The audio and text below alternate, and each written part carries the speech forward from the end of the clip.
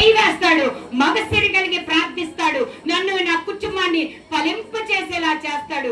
అప్పుడే యెరూషలేము క్షేమము నీవు చూస్తావు, నీ పిల్లల క్షేమాన్ని నీవు చూస్తావు.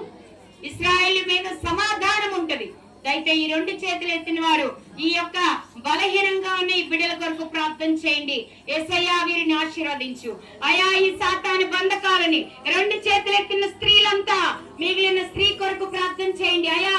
వారిని ఆశీర్వదించండి, వారికి ఆ బలహీనత నుంచి విడుదల దయచేయండి నాయన. సాతాను నాయన మరణముతో దూత వలె ప్రభువా మత్తులైన వారి వలె నాయన మా బిడ్డల్ని చేస్తుంది, వారిని మరణానికి అప్పచెబుతుంది ప్రభా. తినకూడని పండు తినొచ్చు అని చెబుతుంది ప్రభా. బలహీనులు చేస్తుంది. మేము అడుగుతున్నాము, రోజించే స్త్రీల వలె అడుగుతున్నాము, ప్రార్థించే స్త్రీల వలె అడుగుతున్నాము, అంగలార్చే స్త్రీల వలె అడుగుతున్నాము ప్రభా.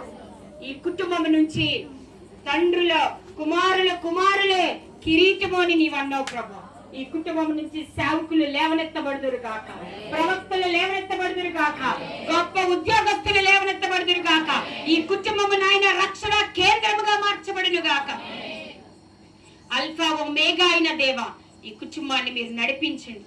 ప్రతికూలమైన ప్రతి పరిస్థితులను మీరు తీసివేయండి అయా. ఈ కుటుంబానికి నీవు ఇచ్చిన ఒక్క బిడ్డ జ్యేష్ఠుడు ప్రభా, నీకు ఇష్టమైన వాడు ప్రభా అయా. నీకు వందనాలు. తమ్ముడిపై నీ ఆశీర్వాదాన్ని ఉంచండి, చక్కటి ఆలోచన మీరు నేర్పించండి, ప్రతి బలహీనత నుంచి నువ్వు విడుదల దయచండి. నువ్వు మాట్లాడే దేవుడు తండ్రి, మేమంతా తల్లుల వలె, అక్కల వలె, సహోదరుల వలె ఆ బిడ్డ కొరకు ప్రార్థన చేస్తున్నాము. ఆ తల్లి తండ్రుల కోరిక ఏంటంటే కుమారులే మాకు కిరీటము అని వాళ్ళు అనుకుంటున్నారు ప్రభా.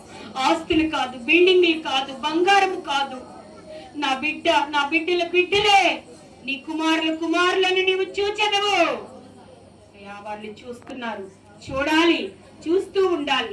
ఈ వంశము నానాటికి అభివృద్ధి చెందాలి, గొప్పవారిగా ఉండాలి. నీ శరీర రక్త మాంసములను అనేకులకు పంచిపెట్టే నాయన మహోన్నతమైన రక్షణ నిలయముగా ఈ కుటుంబం మార్చబడినుగా. కానీ సాతాను ఏ అవంతరాలు తీసుకురాకూడదు ప్రభా.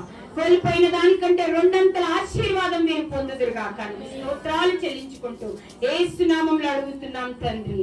ప్రతికూలమైన పరిస్థితులన్నీ కనుమరుగైపోయేను. మీరందరూ పాడాలి.